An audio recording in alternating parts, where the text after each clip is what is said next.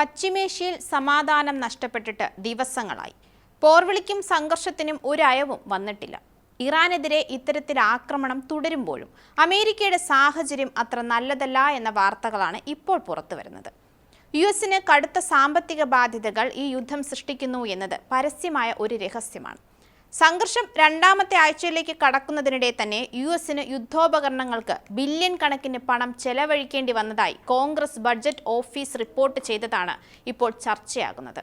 അതുമാത്രമല്ല, ഒക്ടോബർ മുതലുള്ള 5 മാസത്തിനുള്ളിൽ യുഎസ് $1 ട്രില്യൺ കടമെടുത്തതായും റിപ്പോർട്ടിൽ പറയുന്നുണ്ട്. ഇത് ഫെഡറൽ കമ്മി കുതിച്ചുയരുന്നത് വേഗത്തിലാക്കിയിരിക്കുകയാണെന്നാണ് റിപ്പോർട്ടുകൾ. എന്താണ് ലോകത്തെ ശക്തരെന്ന് സ്വയം വിശേഷിപ്പിക്കുന്ന അമേരിക്കയുടെ ഇപ്പോഴത്തെ സാഹചര്യം? വിശദമായി പരിശോധിക്കാം. ഞാൻ അമ്മു. ഇറാനെതിരായ ആക്രമണം ആരംഭിച്ച് 2 ദിവസത്തിനുള്ളിൽ യുഎസ് സൈന്യം $5.6 ബില്യൺ യുദ്ധ ഉപകരണങ്ങളാണ് ഉപയോഗിച്ചതെന്ന് റിപ്പോർട്ടുകൾ ഉണ്ടായിരുന്നു.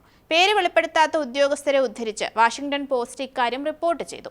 തിങ്കളാഴ്ച പുറത്തിറക്കിയ CBO പ്രതിമാസ ബഡ്ജറ്റ് അവലോകനം അനുസരിച്ച് ഫെബ്രുവരി മാസത്തിൽ മാത്രം യുഎസ് സർക്കാരിന്റെ കടം $308 ബില്യൺ വർദ്ധിച്ചു. പൊതുകടത്തിനുള്ള ഉയർന്ന പലിശ നിരക്കും യുഎസ് യുദ്ധവകുപ്പ് ഉൾപ്പെടെയുള്ള സർക്കാരിന്റെ ചെലവുമാണ് കടം വർദ്ധിക്കാൻ കാരണമായതെന്ന് CBO റിപ്പോർട്ട് സൂചിപ്പിക്കുന്നുണ്ട്. 5 മാസത്തിനുള്ളിൽ പൊതുകടം നികത്തുന്നതിനായി $433 ബില്യൺ ചെലവഴിച്ചു. നിലവിൽ കടം $38.9 ട്രില്യൺ എത്തിയിരിക്കുകയാണ്. ഇതുവരെ ഉണ്ടാകാത്ത വിധത്തിലുള്ള കടബാധ്യതയാണ് യുഎസിന് ഇപ്പോൾ ഉണ്ടായത്. കടുത്ത സാമ്പത്തിക ആഘാതമാണ് യുഎസിനെ കാത്തിരിക്കുന്നതെന്നും റിപ്പോർട്ടിൽ പറയുന്നുണ്ട്. അതേസമയം യുഎസ് പ്രസിഡന്റ് ഡൊണാൾഡ് ട്രംപ് കൂടുതൽ പണം ആവശ്യപ്പെട്ടുകൊണ്ട് യുഎസ് കോൺഗ്രസിൽ പ്രതിരോധ ബഡ്ജറ്റ് അവതരിപ്പിക്കുമെന്നാണ് റിപ്പോർട്ടുകൾ പറയുന്നത്.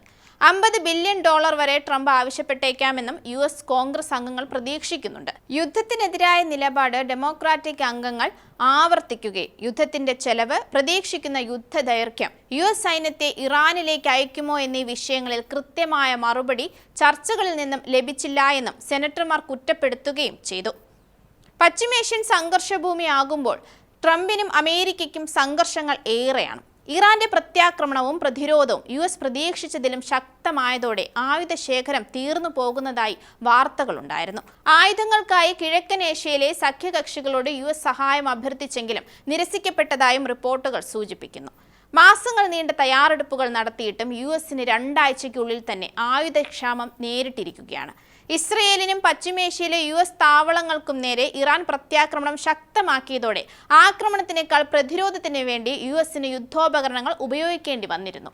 പുറത്തെത്തിയ റിപ്പോർട്ടുകൾ പ്രകാരം യുഎസ് വ്യോമ പ്രതിരോധ മിസൈലുകളുടെ പ്രാദേശികമായ ശേഖരം ഗണ്യമായി കുറഞ്ഞിരിക്കുകയാണ്. ഇതോടെ ഇറാന്റെ തുടർച്ചയായ മിസൈൽ ഡ്രോൺ ആക്രമണങ്ങളെ തടയുന്നതിൽ യുഎസിനും ഇസ്രയേലിനും കാര്യമായ പിഴവുകളും സംഭവിക്കുന്നുണ്ട്. മേഖലയിൽ സ്ഥാപിച്ചിരുന്ന റഡാറുകൾ കൂട്ടത്തോടെ IRGC തകർത്തതും യുഎസിന്റെ പ്രതിരോധത്തിന് തിരിച്ചടിയായിരിക്കുകയാണ്.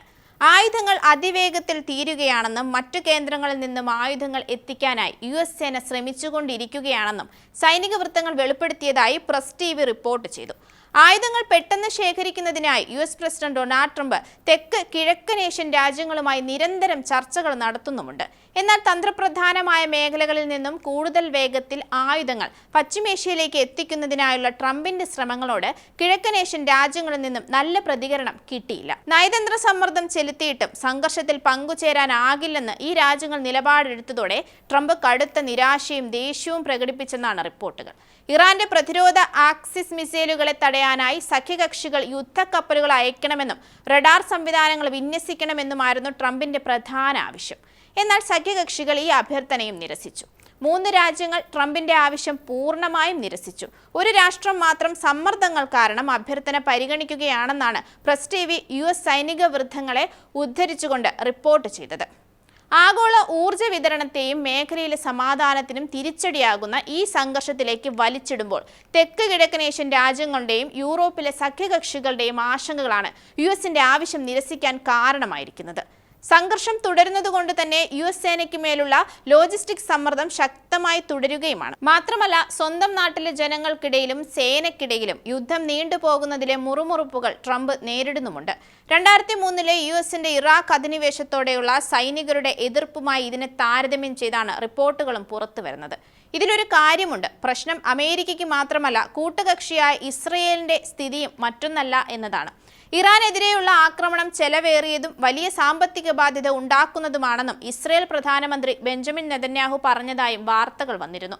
സാമ്പത്തിക പ്രതിസന്ധി പരിഹരിക്കുന്നതിന് പ്രത്യേക യുദ്ധകാല ബജറ്റ് അനുവദിക്കേണ്ടി വരുന്ന സാഹചര്യത്തിലാണ് ഇസ്രയേൽ. ചൊവ്വാഴ്ച ധനമന്ത്രിയും ഒന്നിച്ചുള്ള സംയുക്ത പ്രസ്താവനയിലാണ് നെതന്യാഹു ഇക്കാര്യം അറിയിച്ചത്. ഏറ്റുമുട്ടൽ ഒഴിവാക്കാനാകാത്തതാണെന്ന് സർക്കാർ കരുതുന്നുവെന്നും എന്നാൽ ഇതിന്റെ സാമ്പത്തിക ബാധ്യത വളരെ വലുതായിരിക്കുന്നുവെന്നും നെതന്യാഹു പറഞ്ഞു. യുദ്ധകാല ബജറ്റിന്മേൽ പാർലമെന്റിൽ പ്രതിപക്ഷത്തു നിന്നും ചില ഭരണപക്ഷ അംഗങ്ങളിൽ നിന്നും കടുത്ത വിമർശനങ്ങളാണ് നെതന്യാഹു ഭരണകൂടത്തിനെതിരെ ഉയരുന്നത്. എന്തായാലും ലോകരാജ്യങ്ങളെ എല്ലാം പ്രതിസന്ധിയിലാക്കിയ ഈ യുദ്ധം ഇത് തുടങ്ങിവെച്ചവരെ എവിടെ എത്തിക്കുമെന്ന് കാത്തിരുന്ന് കാണേണ്ടി വരും.